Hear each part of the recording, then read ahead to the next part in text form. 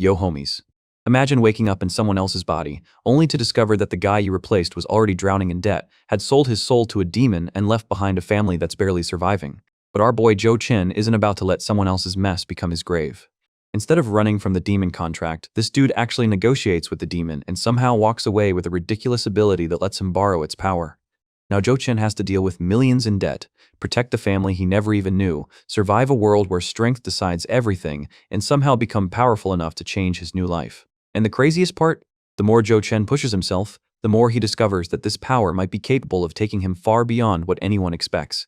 So, let's see how this broke. Indebted nobody goes from getting beaten down in his own apartment to becoming the one person powerful enough to turn his entire life around. So grab your snacks, sit back, and let's get started.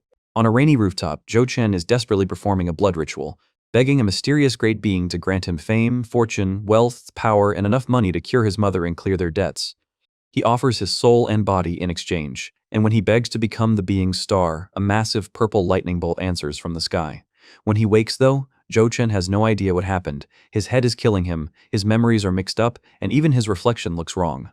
Then he sees the strange world around him and realizes the obvious. He has somehow transmigrated. Before he can process that, a floating red book with a single glowing eye appears and congratulates him for successfully summoning it. Apparently, this thing is his cheat ability, and it offers him 3 wishes. Chen immediately gets excited. A talking demonic book definitely isn't something Earth has, so this has to be his legendary golden finger. But 3 wishes still sound painfully limited compared to the cheat abilities protagonists usually get, so he makes his first wish, 10 more wishes. The book reacts with a sinister laugh, and Chen quickly realizes something is very wrong. A gigantic demon appears and reveals the truth. The original owner of this body had sacrificed his soul and body to make a contract with it. The demon took his soul, but before it could claim the body, Chen had already occupied it, which means the contract technically belongs to him now. Chen immediately understands how this transmigration happened, and his supposed golden finger turns out to be a buy one get one sacrificial scam. He turns and runs. The demon simply snaps its fingers. Purple energy erupts around Chen, and his body suddenly catches fire. The demon explains that once the contract is signed, even thinking about breaking it brings excruciating punishment. It then dismisses Chen as a weak little soul and decides he might as well die. But Chen refuses to go quietly. While burning alive, he remembers something far more useful than courage: contract law. He argues that if he cannot fulfill the contract because the demon itself interfered, that falls under force majeure, meaning the breach is not his fault. The demon pauses. Chen pushes further. If the demon could kill him instantly but deliberately tested him instead, then it must be searching for a suitable candidate. So he asks whether surviving this test qualifies him to negotiate a new contract. The demon bursts into laughter. Apparently, nobody has ever dared negotiate with it before. A new contract appears, and the demon offers Chen a deal. If he fulfills one of its wishes, it will grant him a new life. Chen immediately asks for 999 more wishes. Even the demon has to stop and process that one. Unfortunately, Chen's negotiation power is stronger than his physical condition. The demon reminds him that he has about a minute before he loses consciousness and dies, so Chen finally gives in and agrees to become its subordinate. The soul contract is signed. Chen is thrown back into the real world and finds himself standing outside apartment 35 in torn clothes, wondering how his new boss managed to dump him there. The demon tells him it will come looking when it needs him and otherwise leaves him alone. So Chen decides to take things one step at a time. Inside the apartment, he finds a place even poorer than expected, along with medicine bottles and a blood collateral loan demanding an absurd amount of blood. Before he can understand what kind of disaster he has inherited, a group of loan sharks storms in. A blonde thug smashes a metal pipe into Chen's head. The blow sends him crashing to the floor. The thugs demand to know where he has been and mock him for ignoring their calls. They explain that Chen is apparently an oracle, then start beating him over the family's debt. Worse, they insult his mother for risking her life to borrow money for someone they consider worthless.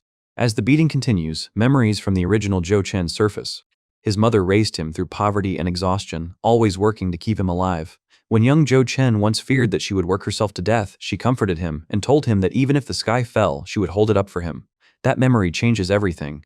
The next time the blonde thug moves to strike, Chen raises his head. His eye glows cyan. The punch comes first. Chen drives an explosive uppercut straight into the thug's jaw, launching him into the air. The impact sends him crashing back down hard enough to smash the floor. The other thugs freeze. They were supposed to be beating up a helpless kid. Instead, something about Chen's aura has completely changed, and they realize he may have broken through to star level. Chen stands amid the blue lightning, his clothes torn and his face hidden beneath a dark aura. He tells them there is nothing wrong with a lowlife wanting to rise. Then he looks at the trembling thugs and tells them to stop talking. The beating is over, now they're the ones in trouble. The two remaining thugs step forward, deciding Joe Chen deserves a broken arm or leg. From their reactions, he figures they're stronger than his supposed E-rank second stage level, but something is off. He can clearly track every movement they make. The boss thug charges with his metal pipe. Joe Chen dodges. The pipe smashes into the floor instead, cracking the boards. Before the thug can figure out where he went, Joe Chen is already behind him. He pivots and drives a cyan-infused kick into the second thug's stomach, launching him into the wall. The second thug tries to catch him from behind, thinking he's found Joe Chen's blind spot. He hasn't. Without even turning around, Joe Chen drives an elbow straight into his ribs and drops him. The thug can barely breathe before begging for mercy and blaming everything on someone named Lin Yu. Joe Chen wipes the blood from his face and gives him one instruction. Tell Lin Yu that he'll repay the debt, then take everyone and leave. Once the thugs drag themselves out, Joe Chen turns toward the demonic book. He already knows it was watching. The demon lord admits that it secretly lent him a small amount of power during the fight. Joe Chen immediately gets excited, thinking his boss has finally become the golden finger he was promised. The demon lord shuts that idea down fast. Its power is far beyond what a mortal body can safely handle, and Joe Chen only survived because the borrowed amount stayed within his limits. Still, the contract promises Joe Chen a reward for fulfilling the demon lord's wish. The problem is that even the demon lord hasn't decided what that reward will be yet, so Joe Chen has no choice but to figure out how this world works on his own. He grabs the original owner's phone and starts going through the messages, hoping to understand the life he's inherited. There aren't any family messages. Then he finds one. His sister says their mother has collapsed and is in Tianlan Hospital. Joe Chen rushes there. When he enters the hospital room, he finds his sister sitting beside their mother's bed. His mother is pale and unconscious, looking nothing like the woman in his memories. Joe Chen apologizes for being late and asks how she is. His sister doesn't hold back. She accuses him of always chasing breakthroughs and summoning gods while their mother worked herself to the brink trying to pay his debts. She tells him their mother nearly died because she didn't even have enough money to get into intensive care. Joe Chen can only stand there and take it. His sister finally slides a bank card toward him. It contains enough living expenses for 6 months, but from now on, she will take care of their mother without him. His debts are his responsibility, and their family relationship ends there.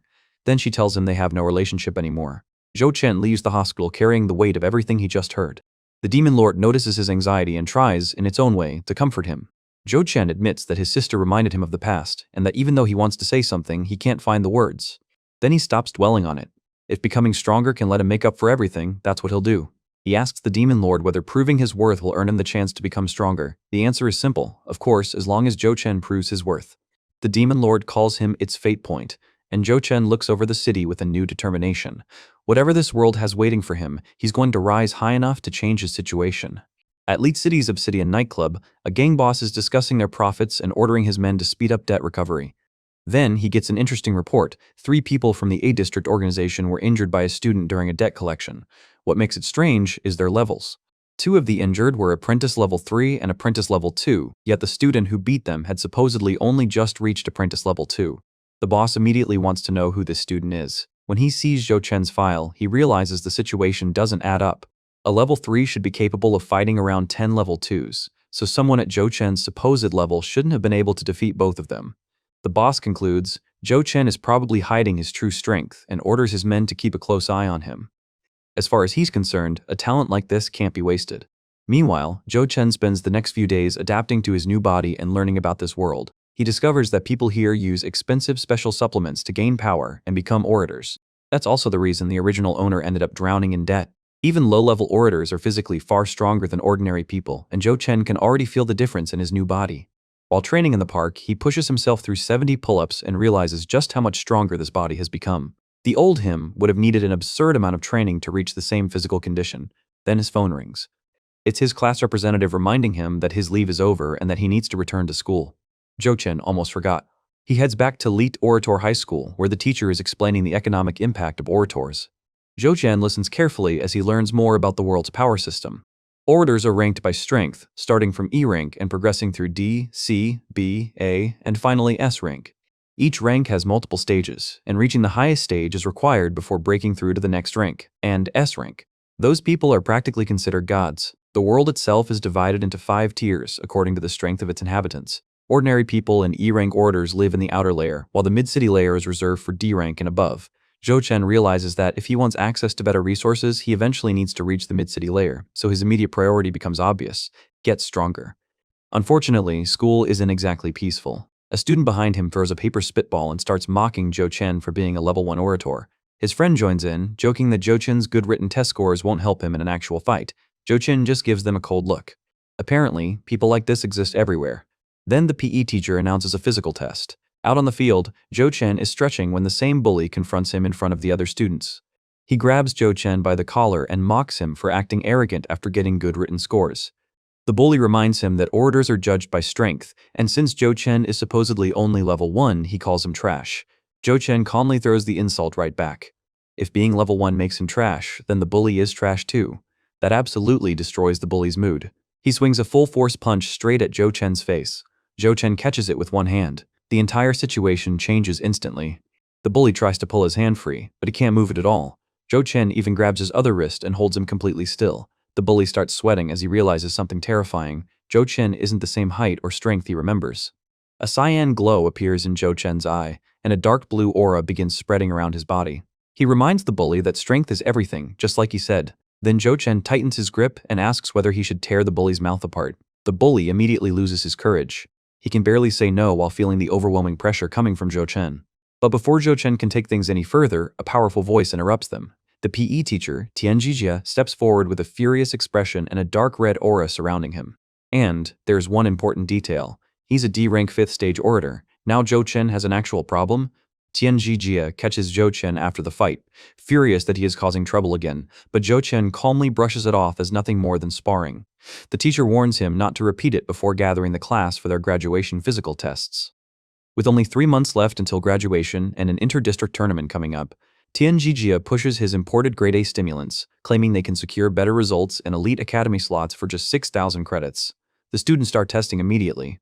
One struggles past 24 pull-ups while another tears through 50 like it is nothing. Joe Chen watches from the side, unimpressed by what the school considers an oracle test. Lu Tian comes over to check on him after he disappeared for several days. Once she confirms he is fine, she asks why he is not buying the teacher's stimulants. Joe Chen admits he is broke and privately wonders if he is the only poor student in the school. Lu Tian warns that skipping the stimulants could hurt his test results, then gets called up herself. She manages 25 pull-ups, but Tian records her as passing with 35. Joe Chen immediately realizes the stimulants are not just supplements. The teacher is rewarding students who buy them, but Joe Chen has no intention of relying on a crutch he cannot afford anyway. Then his name is called. Tian notices Joe Chen bought nothing and decides to fail him as an example. Joe Chen steps up to the pull-up bar, expecting some kind of trick from the oracle test. The wrist guards activate as soon as he grips the bar, suddenly adding 10 kilograms to his body. He quickly realizes the device gets heavier the more he strains. The added weight rises from 20 kilograms to 50, then 80, and finally 100 as Joe Chen deliberately pushes himself. Instead of slowing down, he keeps going. The entire class is stunned when Joe Chen approaches 100 repetitions, far beyond the 30 he used to struggle with. His performance looks like a second-tier oracle's, and the students immediately crowd around him asking when he advanced and what stimulants he used. Tian is horrified. Joe Chen has apparently reached second tier without spending a fortune on enhancements, which threatens the entire business behind his stimulants. If the students realize they do not need them, his sales and influence are finished. Rather than accept that, Tian decides Joe Chen needs to be taught a lesson. Meanwhile, Headmaster Hu receives worse news. Second-tier events have been cancelled because the government is redirecting subsidies toward elite oracle schools. His underfunded school can barely produce third-tier oracles, yet he now has only 3 months to find one. The only possible solution is to pour every resource into a single student and sacrifice everyone else. Tian enters with the latest test results, calling the students a promising future elite cohort. Headmaster Hu sees nothing but first-tier students and dismisses them as useless. Then he notices one exception, Joe Chen. The headmaster decides it is time for drastic measures. As Joe Chen heads toward the principal's office, the demonic book follows him and asks why he has been summoned. Joe Chen has no idea. He stops outside the office, already suspecting this will be more than a casual conversation. Then golden flames suddenly erupt from his body. The demonic book recognizes the phenomenon immediately. His triggered wish has activated, meaning something it wants is nearby. A burning soul contract appears within the flames, forcing Joe Chen to find whatever is triggering it before the contract burns him. Unfortunately, Headmaster Hu is already calling him inside. Joe Chen enters the office and is immediately confronted with his student record. Headmaster Hu acknowledges his impressive physical condition and nearly second-tier strength, even overlooking his absences, fights, and backtalk. But according to the headmaster, none of that determines whether someone can become an oracle. Money does. And with that, Headmaster Hu tells Joe Chen to quit. Principal Hu explains that developing an oracle becomes extremely expensive at higher levels, and given Zhou Chen's family situation, investing in him could still end in failure. He offers to refund Zhou Chen's tuition and let him leave immediately. Zhou Chen stays silent because getting expelled would ruin his plans. He needs an oracle graduation certificate and a high enough rank to enter Mid-City, but there is another problem. The demonic book's triggered wish has located the black star crystal in the principal's office, and the only way the boss can claim it is if Zhou Chen somehow makes it belong completely to him. That gives Zhou Chen an idea. Since Elite Oracle Academy has never produced anyone above level 2, reaching a higher level would instantly make him extremely valuable to the school. He asks the boss about the reward he can choose for fulfilling the wish, then decides on one thing: power borrow. The demonic book immediately objects. Zhou Chen's body cannot withstand much more of its power, and the last time he borrowed it, surviving was basically luck. Zhou Chen still insists. Getting expelled now would destroy his chance of reaching Mid-City, so he needs this gamble to work. The contract activates. Zhou Chen receives permission to borrow the boss's power whenever he wants, with all consequences falling on him. Then Zhou Chen asks Principal Hu to test his level again. The principal agrees and reaches out for a handshake. His assessment immediately shows that Zhou Chen is already level 2, higher than the school's previous report estimated, but still nowhere near enough to change his decision. Zhou Chen uses the handshake to secretly channel the demonic book's power into himself. He only gets one chance, so he absorbs as much as he can. The energy suddenly explodes. Principal Hu is overwhelmed as Zhou Chen's power skyrockets far beyond what even the demonic book expected. In an instant, Zhou Chen reaches level 4. The principal's attitude changes completely. Instead of expelling Zhou Chen, Principal Hu grabs him by the shoulders and begs him to represent the school in the regional exchange tournament. The level 4 bracket is the highest honor among Oracle schools, and with the school's funding already in danger, winning could determine whether Elite survives. Principal Hu admits that the school originally planned to concentrate its resources on other students and misjudged Zhou Chen. As an apology, they will waive his tuition, transfer him into the elite class, and double his weekly supply of beginner star energy supplements. Zhou Chen realizes just how desperate the school is, so he makes his own demand. He wants the Black Star Crystal. Principal Hu explains that it is a rare crystal brought back from Mid-City by the former principal. It has little practical value, but it represents the school's spirit. Still, if Zhou Chen can save the school, Hu agrees to give it to him. With the crystal secured, Zhou Chen accepts the tournament invitation. Then Principal Hu asks how he suddenly jumped so many levels. Zhou Chen gives him the simplest explanation he can think of. He has been trained to hide his power. Somehow, the principal completely believes him. He assumes Zhou Chen has mastered level concealment, praises his tactical awareness, and promises to keep his true level secret. Zhou Chen can only wonder why the principal seems to have convinced himself more than Zhou Chen did. Lu Tiantian arrives to escort Zhou Chen to the elite class, while Principal Hu orders her to arrange his supplements. On the way, she asks why the principal suddenly seems so happy around him. Before Zhou Chen can answer, Tianjija comes running over. The teacher grabs Zhou Chen by the collar and tearfully claims he tried his best to convince the principal not to expel him. He gives Zhou Chen an emotional speech about never giving up even after dropping out. Lu Tiantian has to point out that Zhou Chen is actually transferring to the elite class tomorrow. Tianjija goes pale. Worse, the principal is apparently looking for him and is angry. Tianjija realizes he is finished.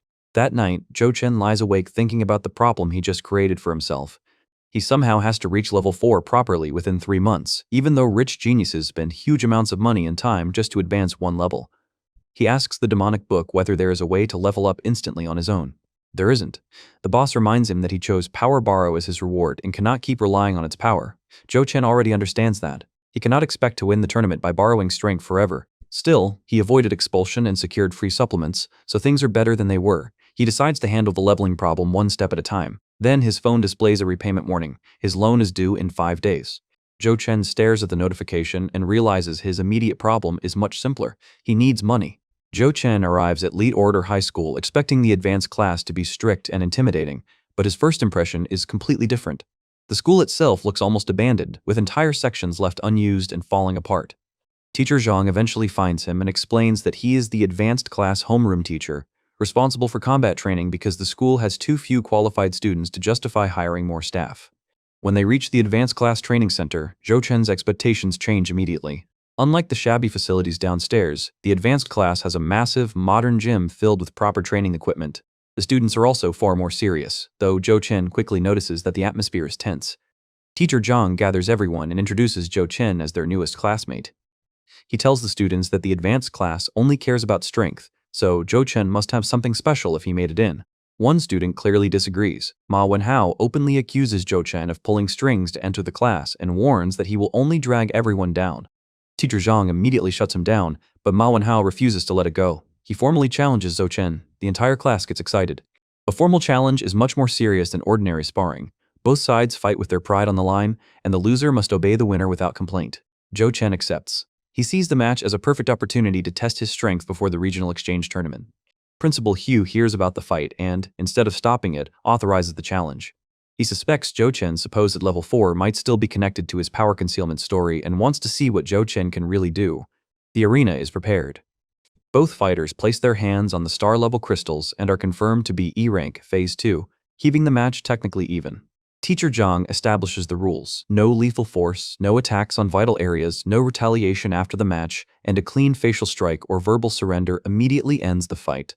The match begins. Ma Wenhao immediately charges forward, determined to finish Zhou Chen before he can react. He launches a lightning-fast palm strike, but Zhou Chen casually blocks it.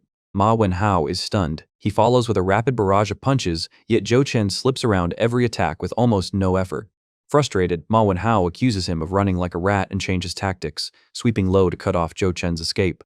Then he unleashes his combat art, Gale Hook Kick. A massive red energy arc tears upward toward Zhou Chen's head. Zhou Chen bends backward at an extreme angle and narrowly avoids it. Ma Wenhao is confident that the technique can feint in the middle of the strike. Even if Zhou Chen blocks, the impact should knock him down. But Zhou Chen has already figured out the attack. With one hand against the floor, he launches himself upward, twisting into an inverted kick. His leg catches Ma Wenhao completely off guard and sends him stumbling backward. Ma Wenhao is horrified. Zhou Chen doesn't just have superior reflexes, he knows combat arts too. Ma Wenhao desperately tries to recover, telling himself that as long as Zhou Chen doesn't hit his face, he still has a chance. Then Zhou Chen's fist stops less than a millimeter from his nose. The fight is already over. Zhou Chen calmly reminds him of the rules. A clean facial strike means victory, right? Ma Wenhao can only stare at the fist hovering in front of his face, completely defeated. Teacher Zhang announces the winner, Zhou Chen. Ma Wenhao was still on his knees when he finally realized what had happened. He had lost. The arena went silent for a beat before the students erupted. Nobody had even seen how Zhou Chen pulled it off, and the new transfer student had just taken down someone with professional training like it was nothing. Zhou Chen looked back at Ma Wenhao and asked if he still had any complaints. The match had ended faster than expected, but at least he had gotten a feel for his own abilities. Teacher Zhang watched him carefully. Ma Wenhao had professional training, yet Zhou Chen had never formally learned a combat technique. His physical ability and reaction speed were exceptional, which explained why Principal Hu had specifically told him to keep an eye on this student. Then, Principal Hu appeared at the entrance and congratulated Zhou Chen. He called Zhou Chen over, saying he had something to discuss. As Zhou Chen left with the principal, Su Xiaoxia noticed the fight had caught someone's attention. Shen Jiarui was already convinced that someone this strong had to join their crew. Su Xiaoxia could only stare at him like this was, once again, exactly the sort of thing he would do. Walking through the hallway, Principal Hu asked whether Zhou Chen was getting used to the elite class. Zhou Chen admitted the classmates were a little too enthusiastic. Principal Hu laughed and told him strong envoys naturally attracted attention, then promised the school would support his training and help with anything he needed. That gave Zhou Chen an idea. If the principal trusted him this much, maybe he could ask about making money quickly. Principal Hu immediately stopped him. At his age, he should focus on training instead of worrying about money. If his family was struggling, the school could even help cover some expenses. Zhou Chen quickly brushed it off as a casual question, but internally he knew that route was dead. Back in the training room, he considered his options while sitting with a pair of light dumbbells. Student loans were heavily punished by the school, so he had to be careful. He needed another way to make money. Then someone called out to him. Shen Jiarui walked over and threw an arm around Zhou Chen's shoulder, praising his earlier sparring match and wondering exactly who this transfer student was. Su Xiaoxia followed and immediately scolded Shen Jiarui for being rude. She introduced herself and Shen Jiarui, explaining that they were technically Zhou Chen's seniors. If he needed anything, he could ask them. Shen Jiarui took that a step further and declared that the three of them were now a team, with himself as the leader. Su Xiaoxiao's reaction made it clear she had already decided he was weird. Shen Jiarui then asked where Zhou Chen had learned the combat technique he used against Ma Wenhao. Zhou Chen had no idea what he was talking about. Shen Jiarui nearly lost it. The move that knocked Ma Wenhao down was apparently a combat technique. Zhou Chen shrugged it off as nothing more than a reflex. Shen Jiarui explained that combat techniques were powerful moves envoys could learn through scrolls or memory stones. Their strength depended on mastery, and envoys could combine different techniques with their own fighting styles. The technique Ma Wenhao had used was a D-rank combat technique called Hook Wind Kick. Now Zhou Chen understood why he had struggled to block it. If he had a combat technique of his own, his chances at the next sparring event would be much better. He asked whether these techniques were rare. They were. Techniques had ranks, and stronger ones were naturally harder to obtain. The school taught basic techniques, but powerful ones usually had to be bought or shared. A basic D-rank technique currently cost around 500,000. That number hit Chen hard. 500,000 was an absurd amount compared to his financial situation. Shen Jiarui casually mentioned that he had a technique and offered to spar with Chen sometime. Su Xiaoxia immediately added that she had one too. Chen stared at them. They were talking about 500,000 like it was pocket change. The elite class was expensive to enter, so these two were clearly from wealthy families. More importantly, they might know how to make money. Chen asked whether there was a quick way to earn enough to buy a technique. Shen Jiarui said anything went. Chen asked if that included robbing a bank. Apparently, bank robbery was the one exception. Shen Jiarui then mentioned the miracle zone known as Blackwater District, where supposedly anything could happen and money could be made quickly.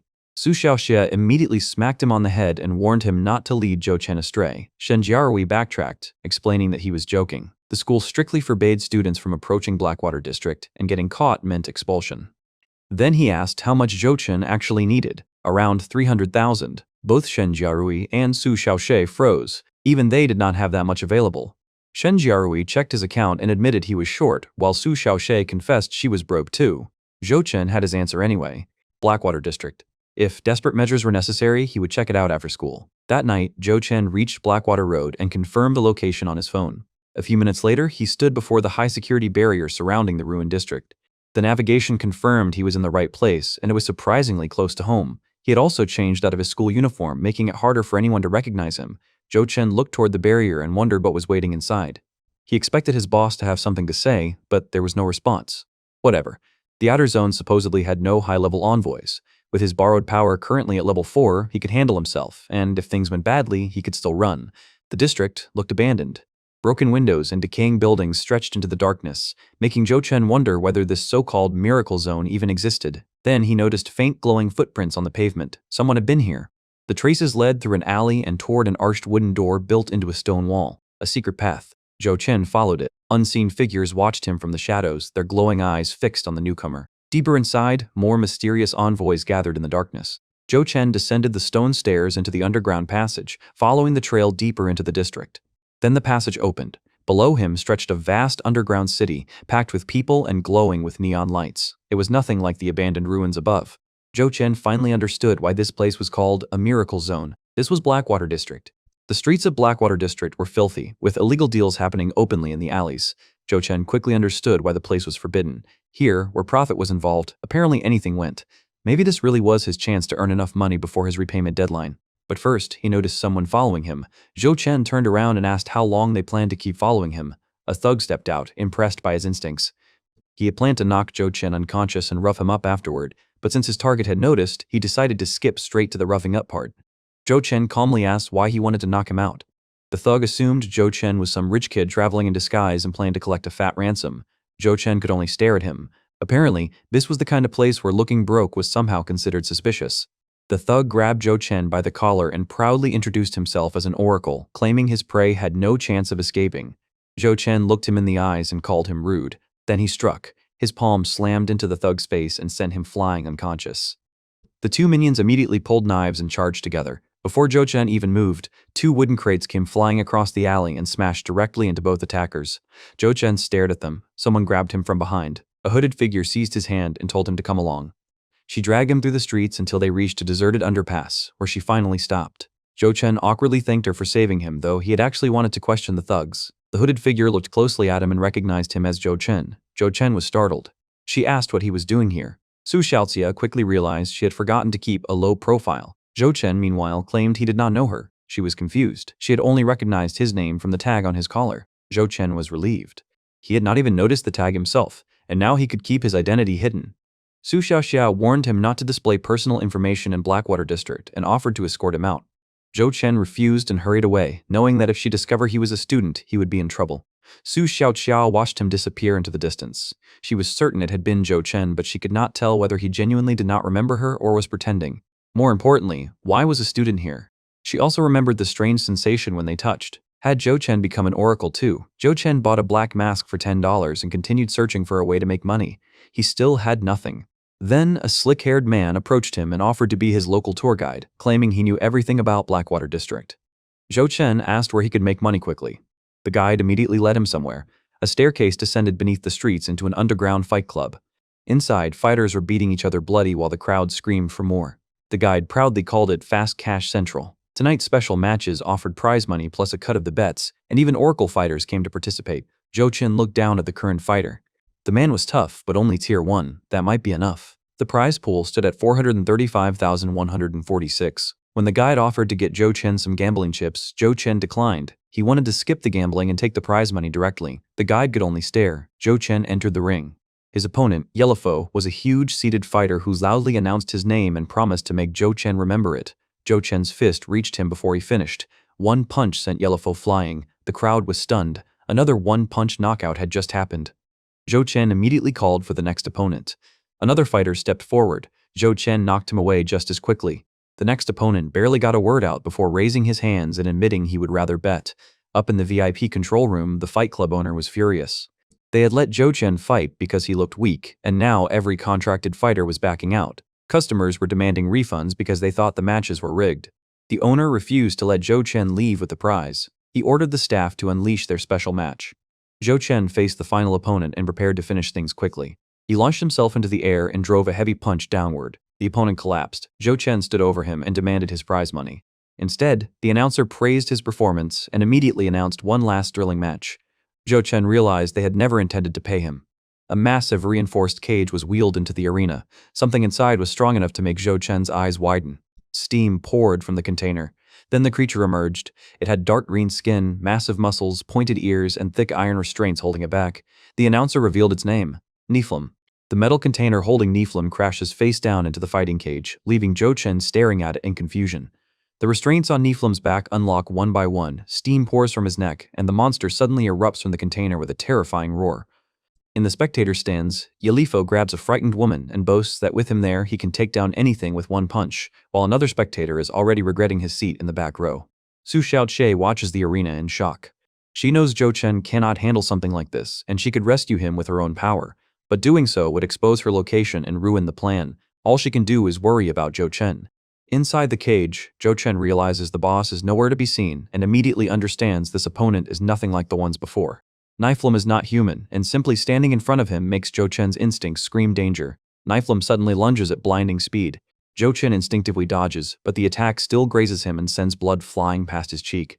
He realizes one mistake would have killed him, so he stops holding back. Nephilim swings his clawed hand. Zhou Chen catches the strike with both hands. The impact forces his boots backward across the floor, throwing off sparks as he struggles against the monster's overwhelming strength. His borrowed power climbs from level E2 to level E4, but even that is barely enough. Zhou Chen channels his demonic blue aura and raises both hands overhead. He gathers the energy into a massive double fist strike, then drives it straight down onto Nephilim's back with enough force to crater the floor. For a moment, Nephilim lies motionless. Zhou Chen wonders if the monster is finally dead. A sharp bone weapon suddenly tears upward toward him. Zhou Chen barely escapes with a backflip as Nephilim rises completely unharmed. His strongest attack did almost nothing, and with Nephilim's thick hide and claws, fighting him at close range is clearly a losing battle. Zhou Chen creates distance and decides he needs a weapon. Nephilim charges again and thrusts his long-bone spear straight toward Zhou Chen's head. Zhou Chen catches the weapon beneath his arm and stops it cold. Now, a short metal dagger appears in Zhou Chen's hand. He ducks beneath Nephilim's guard and slides forward, cutting deeply across the monster's neck. Dark blood sprays from the wound as Nephilim recoils. Zhou Chen watches the bleeding monster carefully. The cut may have been too shallow, but at least he has proven Nephilim can be hurt. If he can close the distance one more time, he can finish the fight. Instead, white mist suddenly pours from Nephilim's mouth and vents, flooding the entire cage. Zhou Chen covers his face with his sleeve. It is not poison, just ordinary mist, but that hardly makes the situation better. Something moves inside the fog. Zhou Chen raises his dagger and blocks the incoming strike. Sparks burst against the blade. He leaps backward as another curved attack slices through the space where he was standing, but the next strike grazes his torso and leaves fresh blood across his clothes. More attacks come from the fog. Zhou Chen can barely see, and Nephilim is using the mist to wear him down without exposing himself. Zhou Chen realizes the monster is avoiding large movements because it knows he is searching for a weakness. His grip tightens around the dagger as blood runs down his arm. His borrowed strength will not last forever, and once it disappears, the fight is over. He has to end this now. Zhou Chen activates his demonic perception and forces himself to calm down. He focuses on every sense he has, pushing his oracle sight through the mist. Slowly, a faint heat silhouette appears along the cage wall. Niflum moves. Zhou Chen tracks the shape through the fog. I see it. A long green tongue whips out of the mist at high speed. Zhou Chen catches it with his bare hand. He yanks. Niflum is dragged straight out of the fog and pulled toward him. Zhou Chen grabs the monster's jaw with one hand and raises his dagger toward its open throat. Now my chance. Then Zhou Chen's heart suddenly spasms. Pain tears through his chest as his body begins to seize. His dagger slips from his hand, and Niflum immediately sees the opening. Not good. Niflum opens his mouth and fires a thick green spike directly into Zhou Chen's abdomen. The attack punches through his stomach and sends blood spraying. But Zhou Chen does not fall. His cyan eye erupts with demonic power. Not over yet, he borrows strength again. Zhou Chen grabs the spike buried in his waist with his bare hand and stops it from driving deeper. He then uses it to pull Niflum violently toward him. His other hand catches the monster's tail again. Zhou Chen forces Niflum's jaw open and tears it apart with raw strength. He mounts the monster against the floor and drives his energy-coated hands straight into its open throat. It's not over. Dark demonic energy surges through Zhou Chen's arms and floods directly into Niflum's body. Zhou Chen forces even more power inside.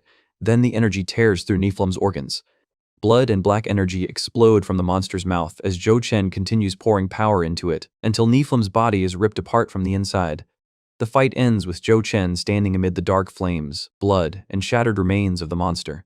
The fog finally begins to clear, leaving the Fight Club's control room staring at the arena in confusion. The staff can barely believe what they are seeing, and the owner immediately wants to know whether Zhou Chen is dead. He is not. Zhou Chen stands victorious in the cage, holding Niflum's severed remains as the spectators erupt around him. Su Xiaoqiao can only stare in disbelief while the owner and his guards watch from the control room, realizing the fighter they paid heavily for has been killed. The announcer declares Zhou Chen the tournament champion and directs him to collect his prize money. In the backstage office, the owner presents Zhou Chen with a briefcase containing 510,000 G. Zhou Chen reaches for it, but the owner slams the case shut. He has changed his mind. The owner offers Zhou Chen a choice. Become a contracted fighter and follow his arrangements to receive the full 510,000 G, or take only under 10,000 G and leave. Zhou Chen questions the sudden change. The owner explodes, claiming that his contracted fighters ran away and Zhou Chen killed his main event fighter, causing him a major loss. Zhou Chen reminds him of the agreement. The fight was a life-and-death contract, and entering the ring meant accepting the consequences of either killing or being killed. Whether an opponent died was entirely up to the fighter. The owner's face twists with rage. Zhou Chen's pressure suddenly erupts through the room. 510,000 G. Not a single coin less. The owner pulls a handgun and aims it at Zhou Chen's head, but Zhou Chen catches the barrel with his bare hand and crushes the weapon. The owner screams for his men to kill him. 6 armed guards surround Zhou Chen. Zhou Chen barely reacts. Gunshots suddenly echo through the arena. Su Xiaoxia hears them from the spectator area and immediately realizes they came from the direction Zhou Chen went. A moment later, one of the guards crashes through a glass window and lands on the floor below. The spectators stare in disbelief as the Fight Club's security force loses control of the situation. Su Xiaoxia realizes what must have happened. Outside in the Blackwater District alleyways, Zhou Chen tears through the pursuing guards while carrying his briefcase. He smashes one guard with a punch, avoids gunfire, and drives another man's head through a concrete wall before escaping deeper into the alleys. The guards spread out to block the exits. Zhou Chen keeps running, but his chest is beginning to seize again. He knows he has borrowed too much power, and the injuries from the fight are getting worse. Then a hand suddenly grabs his jacket and pulls him into the shadows. It is Su Xiaoxia. She hides him from the pursuing guards and leads him toward a secret passage. Once the area is clear, she points him toward an underground route out of Blackwater District.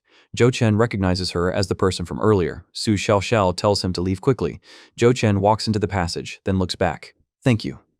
After he disappears, Su Xiaoxia contacts Sis Sishi and says she needs to speak with her grandfather because she has discovered something unusual in Blackwater District. Sis Sishi immediately realizes that Lin En has gone there again. Meanwhile, Zhou Chen finally makes it back to his apartment. He crashes inside and drops to his knees, clutching his chest as another violent heart spasm tears through him. He cannot hold on any longer. Zhou Chen collapses unconscious onto the floor. Then the system activates. Zhou Chen's star energy is now E rank 2. His active ability is Power Borrow 1. He still has 999 wishes and no remaining rewards. His current debt is 510,000 G. His total outstanding debt falls from 100,000 910 D to 99,889 G. Zhou Chen wakes from a nightmare involving his mother. A recorded message reveals the truth. Her illness was never going to heal. She only had 2 or 3 years left, and all she wanted was to see Zhou Chen grow up, get married, and have children. The memory leaves Zhou Chen shaken, but he soon realizes he's back in his apartment and somehow still alive. Then the demonic book appears. It reveals Zhou Chen was unconscious for 2 full days after the Blackwater District fight. The book immediately scolds him for recklessly abusing power borrow, warning that if he dies again, even it may not be able to revive him. Zhou Chen admits the book is right. After getting a second chance at life, he should value it more. The conversation turns to the monster he fought. The demonic book finds Niflheim's appearance and missed abilities strange, saying it doesn't sound like anything from this world. Zhou Chen decides to forget about Blackwater District and focus on leveling up. Then he suddenly remembers something far more important, his 510,000 G. The money is still safely inside his briefcase. Zhou Chen is thrilled. With that money, he won't need to worry about his debt until after the regional exchange tournament, giving him time to focus on becoming stronger. But first, he needs to treat the wound in his stomach.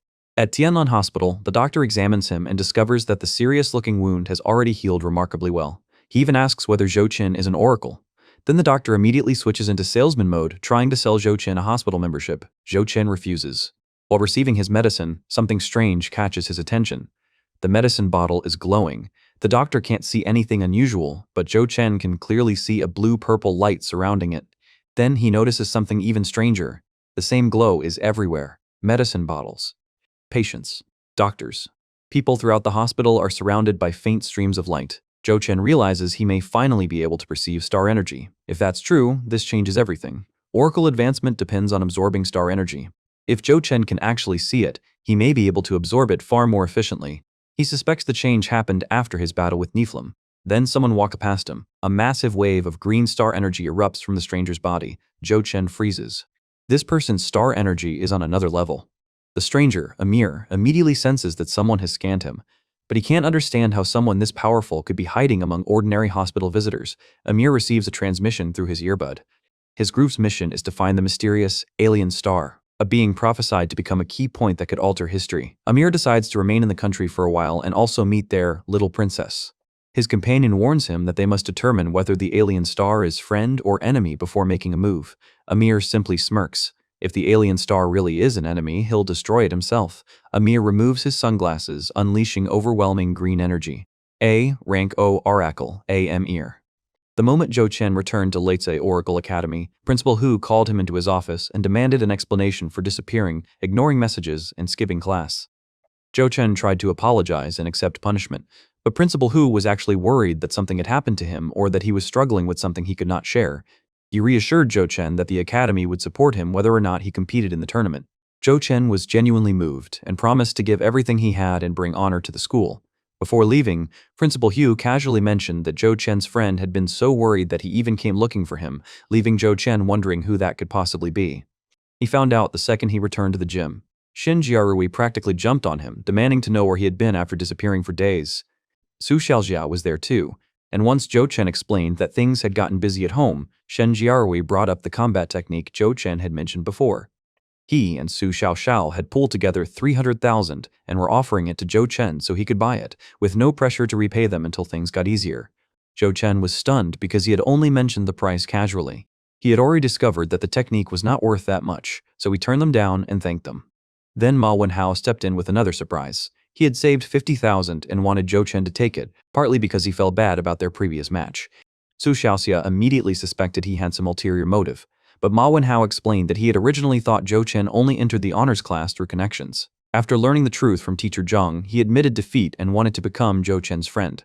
Su Xiaoxia agreed to let him join the squad as their fourth member, and Ma Wenhao made it clear that rankings did not matter to him.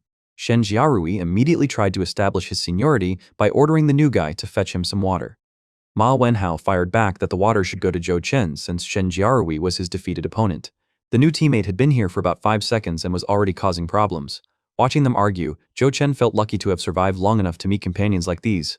Back in training, Zhou Chen focused on the biggest problem facing him. Oracles level up by absorbing star energy into their bodies, and intense physical training is supposed to improve that absorption rate. But even after pushing himself with weighted training gear, Zhou Chen's absorption remained painfully low. Any star energy his body failed to absorb simply leaked away, which explained why some people remained stuck at level 1 for their entire lives. At this rate, there was no way he could reach level 4 before the tournament. He needed another method. Shen Jiarui soon gave him one by challenging him to a spar. That reminded Zhou Chen of his fight against the monster in Blackwater District. Back then, pushing himself against that monster had accidentally awakened his ability to sense star energy. That gave him an idea. Instead of ordinary training, Zhou Chen asked everyone to help him test a new method. Su Xiaoxiao and Shen Jiaorui attacked together, throwing out Cloud Palm Strike and Rending Fist. Zhou Chen focused on their movements and gradually synchronized with them until he could catch Su Xiaoxia's airborne strike with one hand while blocking Shen Jiaorui's punch with the other. After nearly an hour, they stopped. Su Xiaoxiao realized that fighting without worrying about winning or losing let her use techniques she normally would not dare attempt. Zhou Chen had confirmed what he suspected. When his teammates fought with everything they had, their absorption rates increased dramatically, and if that worked for them, maybe he could use the same principle on himself. Ordinary star energy supplements were heavily diluted to make them safe for normal people.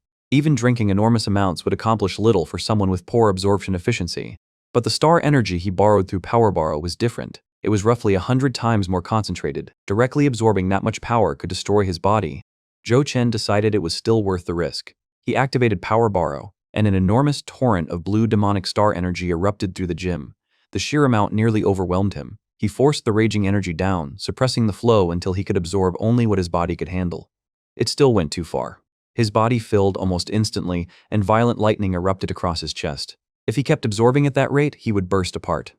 With no other choice, Zhou Chen released the excess energy through his arm, blasting a colossal pillar of blue star energy into the gym ceiling. The resulting shockwave sent Shen Jiaorui, Su Xiaoxia, and Ma Wenhao stumbling backward.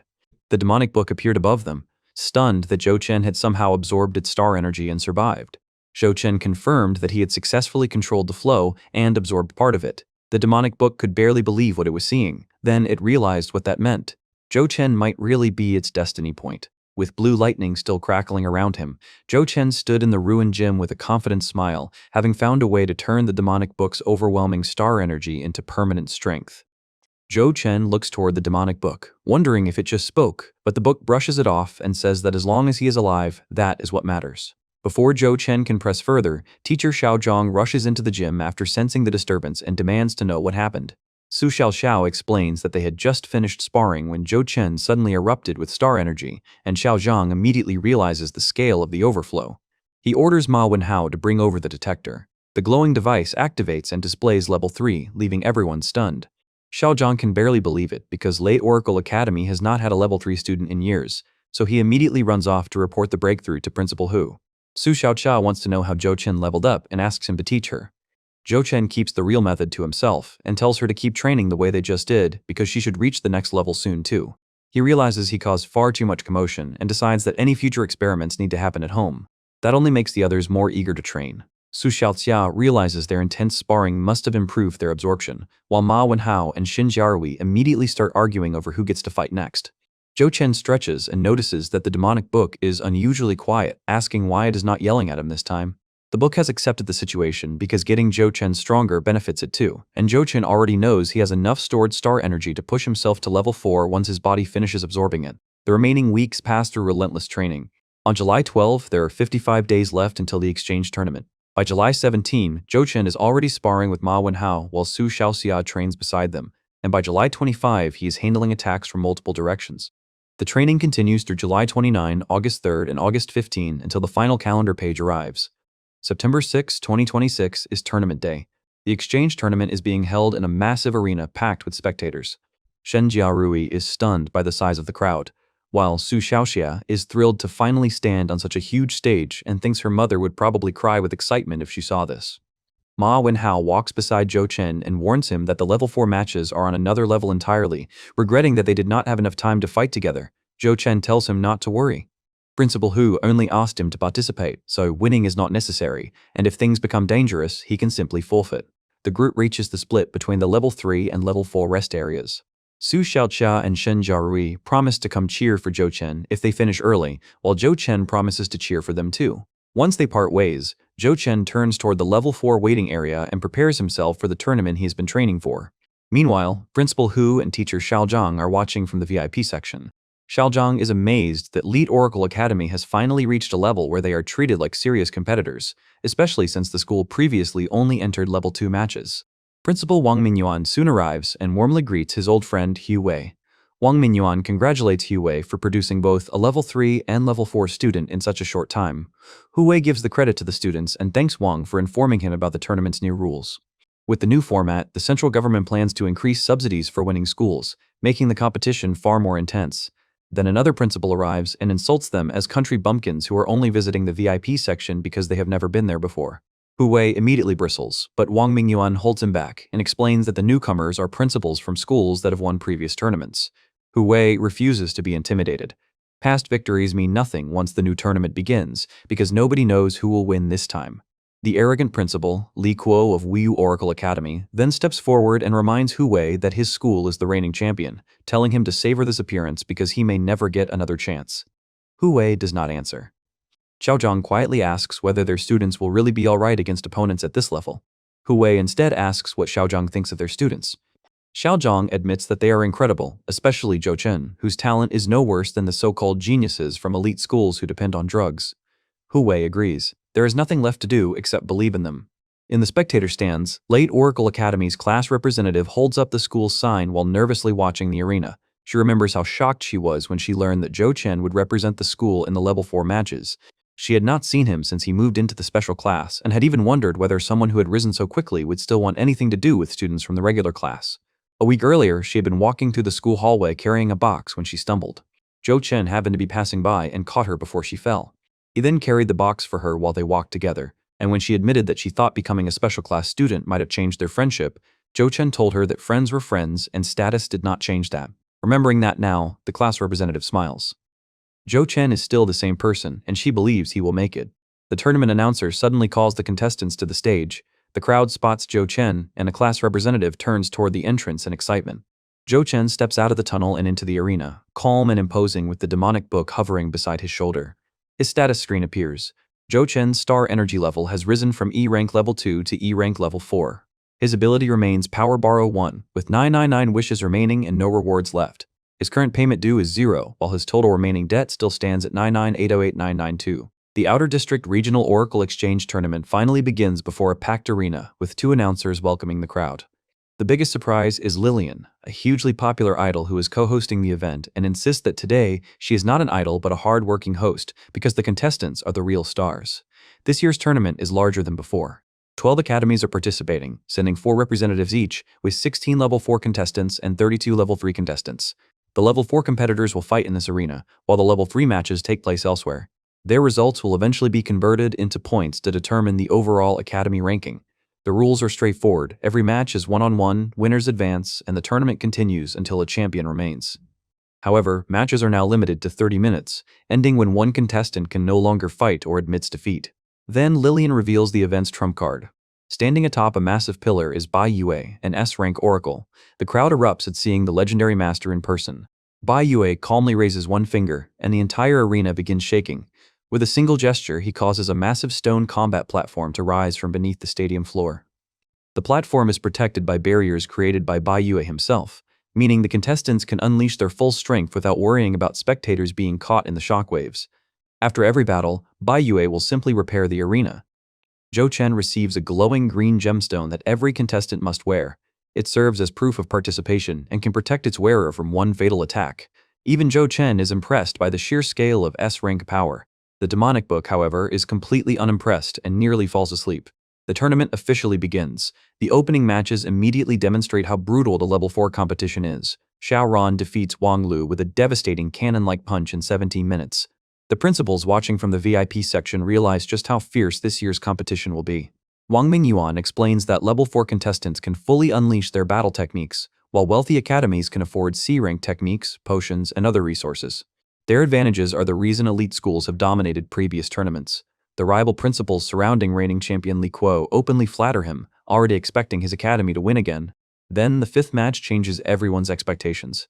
Lan Chen of Yunxiang Oracle Academy faces Li Zhe of West Coast Oracle Academy. Instead of overpowering her opponent directly, Lan Chen effortlessly avoids the attacks with ghost-like footwork. Then she decides the warm-up is over. Purple energy suddenly wraps around Li Zhe's limbs, completely immobilizing him. The announcer realizes the shocking truth. Lan Qin has mastered an ability-type battle technique, something normally associated with much higher-ranked oracles. She is apparently the first E-rank level 4 contestant in tournament history to awaken and master one. With Li Zhe helpless, Lan Qin finishes him with a devastating aerial strike. The spectators go wild. Principal Hu Wei is stunned by her ability, while Wang Mingyuan explains that Lan Qin is an extraordinarily rare early awakener. Principal Yu dismisses her achievement, but Wang immediately exposes his hypocrisy. Yu had previously tried to recruit Lan Qin with a huge offer. The tournament continues. Then Lianguang Oracle Academy's Wang Jua enters the arena. His opponent barely gets a chance to attack. 5 seconds, Wang Jua instantly crushes him. The crowd is left speechless as the announcer declares that this is the strength of the reigning 3-time champions. Wang Jua himself barely seems interested, already believing the tournament has been decided. Principal Li Kuo remains completely confident. But Wang Mingyuan and Hu Wei are worried. Wang Mingyuan admits that the battle is operating on a level far beyond Li Oracle Academy's previous experience. For their school, simply qualifying would already be an achievement. Hu Wei quietly hopes that Zhou Chen can at least win one match or make a strong impression. Soon, the final match of the first round approaches. Zhou Chen realizes that he has been placed in the final fight and wonders what kind of opponent he will face. The demonic book suggests using power borrow and ending the match immediately. Zhou Chen refuses. If he borrows enough power to reach level 5, it would attract far too much attention. If anyone investigates how he achieved such strength, his secret could be exposed. Before he reaches the arena, Lan Qin approaches him. She warns Zhou Chen that his opponent is Lei Che of Chongshan Oracle Academy, one of the tournament's strongest championship contenders. His signature technique, Thunderburst Kick, is so powerful that even D-rank fighters struggle to withstand it.